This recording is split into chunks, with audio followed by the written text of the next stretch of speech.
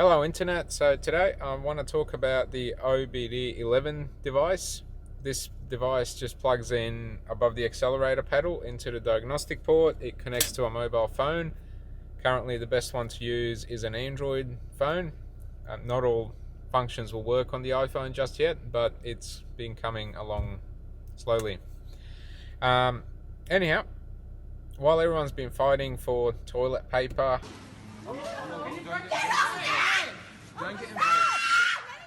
stockpiling toilet paper to disproportionate levels since this pandemic we're in started, I've been playing around with this thing in my driveway, not stocking up on toilet paper obviously.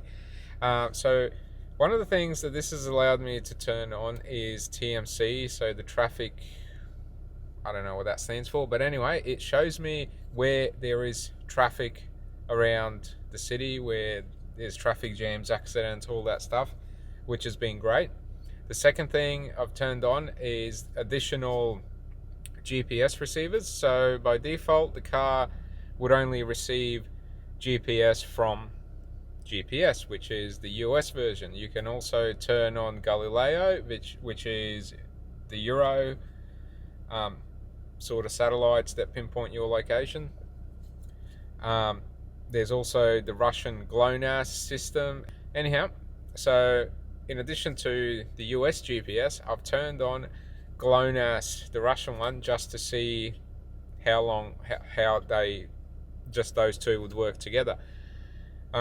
Technically, in the app, you can turn on all of them if you want and receive data from all of them, but I just chose these two to see whether it would improve things, and it has improved things. Where it comes in useful to have more than one is when you are in places like Sydney, which has a lot of skyscrapers and a lot of small streets around those skyscrapers. And with the GPS system, I know with this car I was down there, it would not always pinpoint where you are, and your location on the actual map would dance around. Now that is pretty bad for me when I'm down there, because I'm not familiar with the city.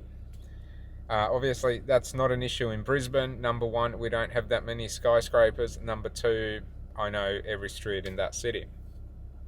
So the other thing I've turned on, with the adaptive cruise control, well, turned off actually, with the adaptive cruise control, you might have noticed, probably in a Volkswagen and Audi as well, maybe. So in Australia, we drive on the left-hand side. So the lane on the highway, the left lane is the slow lane, the right lane is the fast lane. Obviously in Europe, it's going to be the other way around. Anyway, so when I'm in the left lane and there's a car in the right lane, if I have my cruise set at 100 kilometers per hour and the guy in the right lane, for whatever reason, is going 90 kilometers an hour, which this is quite common, especially in Queensland, where people don't understand the concept of remaining in left lanes unless you are overtaking or wanting to drive fast. So a lot of people in the right lane will be driving very slow. Under the default factory setting, when I got this car, even though my cruise was set at 100 and the person in the right lane is doing 90, my car would not go up to 100. It would detect the person in the right lane and then not overtake them. And that was especially frustrating, especially as driving to the Gold Coast, I can often drive a lot faster in the left lane than what I can in the right lane. So I disabled that option. So now no matter whether there's a car on my left lane or my right lane, as long as there's no one in front of me, my adaptive cruise will go to the limit of what I set it and just keep going. The other thing that I've turned on is when I get out of the car and close the door, providing the key is in my pocket, the car will lock itself. This is especially helpful if I'm running late for a train, going to work or anywhere really. It means, if it's raining and I just want to get out and go, I don't need to worry about either hitting the door handle to lock the car or getting the key out to hit the button. I just shut the door, walk away, the car locks itself, everything's good. So just those first few options I've turned on at the beginning, like that, they have really helped in everyday life with this car, and I almost feel like I'm getting it slowly to that Euro standard. but I'll never get it there. I did try to turn on online services. That failed. I suspect when it's talking to wherever the Škoda servers are, it must tell them, no, you're not supposed to be on this, so get off, and it bumps the car off the network. Which I do have a little red globe on the screen from when I try to turn that on. I can't get rid of that globe. It's just on there forever.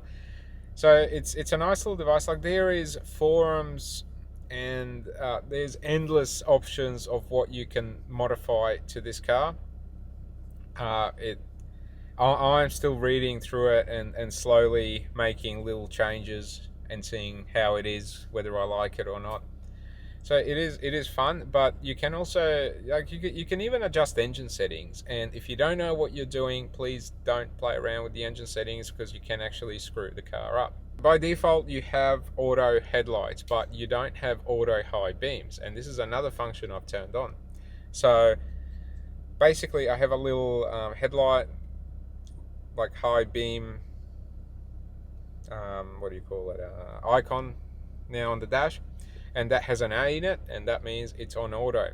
So I was trying to enable that, and I didn't do something right, and the headlights, every time I would sort of turn the car on, would make this clicking noise and would just go up and down, and it wasn't pretty.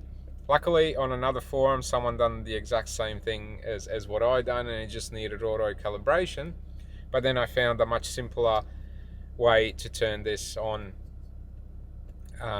And yeah, now it's great. Now I got auto high beam, so when I'm out on some country road and it's dark and there's no car coming towards me or another car traveling in front of me, the high beams will just switch on. It uses the lane guidance cameras, which are up here on the rear vision mirror. Somehow it detects light, and it's actually pretty good. It can differentiate between a street light and a headlight, and between, say, a house light on the side of the road and the headlight. I was pretty surprised. I didn't think it would do that. It has. It's been pretty interesting. And so that's some of the things I've done with this. Like, honestly, the application, it just has so much information in it. There's so many things you can do. You can see the fault codes. It's really in-depth and involved in what you can do. I've also done a few things to my sister's car. Like, you can even turn off the seatbelt beeping thing. Do not turn that off. That's a safety feature. I won't go into the detail of the application on the phone, but there's a few different options when you go to buy one of these devices. They cost 90. There's varying costs based on what you want for the package. I picked the Pro version, which was 99 euros at the time, plus I don't know, I think it was about 15 euros for shipping to Australia. I didn't think these would ship to Australia, but when I was in Europe just before the pandemic, I was trying to find this locally. No one had it in Bosnia and Serbia, but then I jumped back on their website and saw they had shipping to Australia. So I went, oh, let's get it shipped there, which was lucky. So I had something to do while everyone was fighting for toilet paper. I just want one pack. No, not one pack. The Pro version does come with credits, and credits is something you will need because there is a lot of stuff you can enable through the pre-configured apps, and that's what costs credits. So there is a way to configure stuff for free through this long coding, but unless you know what you're really doing in there, don't go clicking in there. But I do definitely recommend the apps. That's where the credits will come in that you get with the Pro version. I'm loving my new functions. Thanks for watching.